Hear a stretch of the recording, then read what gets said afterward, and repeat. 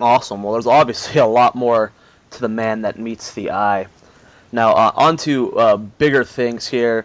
TSL, you are playing against MVP Genius. You said that you really aren't confident right now, but how are you feeling going in this matchup? Because when I made my TSL 3 bracket, I put you dominating him just because I'm a huge fan, but how do you think you're going to play out here? To be fair, I said I wasn't confident in most of my matchups. I've actually been practicing almost exclusively TVP for the last 1 to 2 weeks.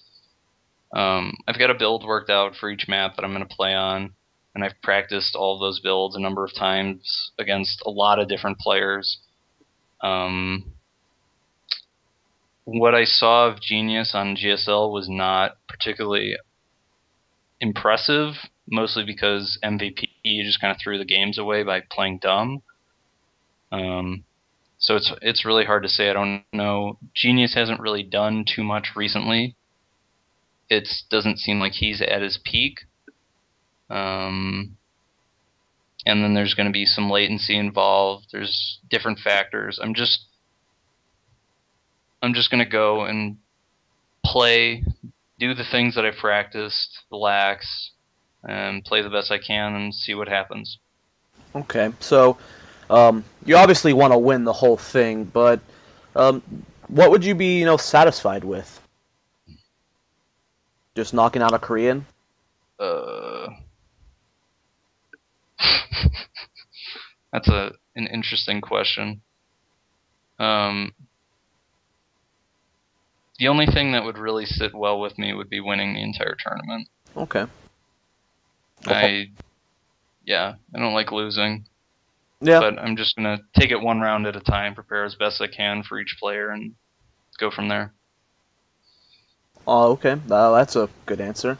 And I believe you will be playing the winner of MVP or Adel Scott. You said you've been practicing exclusively TVP, so hopefully Adel Scott can knock out MVP. It'll hopefully probably won't happen, but um, so do you feel like you'd be able to put up at least a decent fight against MVP if you have to fight him? Well, I do have the gas first build, which is fairly uncommon. I don't think I've seen it. Well, I don't watch Korean TBT, or I haven't recently, but I'm I'm guessing that it's not super popular over there because it doesn't. It seems like I was the one who made people learn how to defend against it on Europe, because it's this build where you go 11 gas, 13 racks, and then you do some other stuff from it. And basically, the only people on Europe that knew how to stop it were people that I had already done it to like 3 or 4 times. And so that might be enough to sneak a game off of him, and then I don't know. I'll just practice TVT and try to beat him. But first, I have to beat Genius. I don't see Yeah, any of course. reason to start thinking about the next match until I've gotten through the first one. Of course. Well, it's good to see that you are getting ready for this tournament because people haven't been seeing you a lot lately and they're starting to think that you're dying out. But it's good to hear that you are, still really interested in StarCraft 2 and still trying to push Yeah, those wins. people don't know me. Yeah. Well, hopefully this interview helps that out a lot. So, you are studying abroad right now, which could be a problem for tournaments. But what about stuff like MLG Dallas? Are you planning on going? Yeah, I'm going. Awesome. What about you? Every other MLG throughout the year? Well, I'm gonna be back in the States for a little bit, for Ohio, and after that I'll be going to Korea, and then I have school in California in September. So at that point, I should be going to all the events. Okay, so you should be expecting you at stuff like DreamHack and other foreigner tournaments. Hopefully. Awesome, that is good to hear. NASL saw your application video. It was pretty funny. A lot different than everyone else's. Do you think you'll get in? Because only 50 people qualify for the first part. I hope so. I mean, I haven't been doing particularly well lately, but I think the people running NASL know me well enough that they'll have enough faith in me that if they invite me to it, I'll practice and perform and make it be worth it, basically. So I don't know. Well, that I was planning, or I'm still planning on making an actual video for that. you should do it while you're like jumping from rooftops or something. That'd be interesting. That'd be sick. So more on NASL. A lot of people have mixed reviews on Koreans joining it. I personally want to see the best of the best there. What's your stance on this? I don't know. The one thing is, I wonder how many Koreans would actually go. Like, even if you said any Koreans that you could invite, like, they could invite pretty much any Korean, and we'll just see how it goes. Like, how many would actually move to the United States? I'm not sure if you actually have to move to the U.S. I'm But pretty I sure that's find what it they want. They want the foreign, they don't want huge lag problems. right. So I don't know. It's hard to say because I don't really know what the goals of NASL are.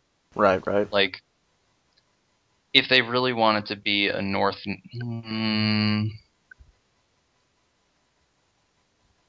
I think they have to invite a lot of Koreans. Kind of what I would see happening if it's North American European. Let's say they don't invite any Koreans at all. It's gonna get like a bad reputation. I feel like across the world, it'll be like kind of a lesser league compared to the GSL. And I don't think they want that. I think they want it to be competing directly with the GSL. And the only way I could see to do that would be to invite the Koreans. If nothing else, to inject the Koreans into the foreigner scene so that in order for the foreigners to do well, they have to be as good or better than the Koreans. And at the very least, that will give people more incentive and give them a better idea of what they need to do to improve. Okay, that was a really good answer. I liked it. Um, I just had a question I completely forgot, so we're gonna go to this viewer question while I try to remember it. People want to know if you had to do a match against one person from each race, Protoss, Terran, Zerg, who do you think would be the best matchup you could get? Like, the ones that I would want, or Yeah, let's go with the ones you want. um, and let's also assume that I'm at my best, so I don't Yes, of just set course. these matches up and lose, because that would be embarrassing. Probably Huck, Select, and Hydra, so that I could beat them all, and then that would be that. Huh. I actually like that answer a lot. Yeah. So, people also want to know, before you became a pro gamer, before you started taking it really seriously, did Whatever you that means. did you ever see yourself, eventually doing something like this, or what were your goals before this? When I decided I was going to be competitive, my original goal was to go to Korea and play Brood War. But that quickly seemed like an outdated, old-fashioned kind of thing, so then it was play StarCraft 2 and become the best in the world, and then Koreans started playing it, so now it's go to Korea and play StarCraft 2 and beat Koreans. Okay, I like that. So I remember the question I had earlier. Uh, what is your stance on esports? Like some people, like some of the professional players are just like, I don't care. I just want to play and win money. And then some of the other ones are like, I hope esports gets huge. I want it to be a huge thing in North America and stuff. So, what is your thing or your stance on esports? You're going to love my answer to this. So, I never found myself particularly interested in more conventional activities for whatever reason. I always kind of did fringe activities. Um, Frisbee, parkour, video games. I played chess for a while in high school.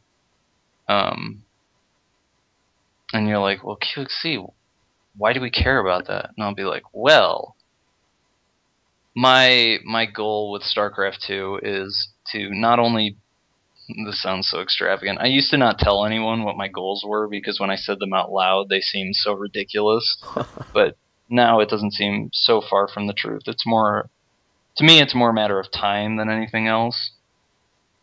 It's not something that I can really achieve right now unless I want to give up school, which I don't really want to. Anyways, back to my point. I want to get really, really good at StarCraft 2 And while doing that, I want to make StarCraft 2 ridiculously popular, so that when I'm really good at something that's ridiculously popular, it's better for me. Like, nobody cares if you're good at something that nobody cares about. But if you're good at something that everybody cares about, well, that's a bigger deal. So I want more people to care about the game.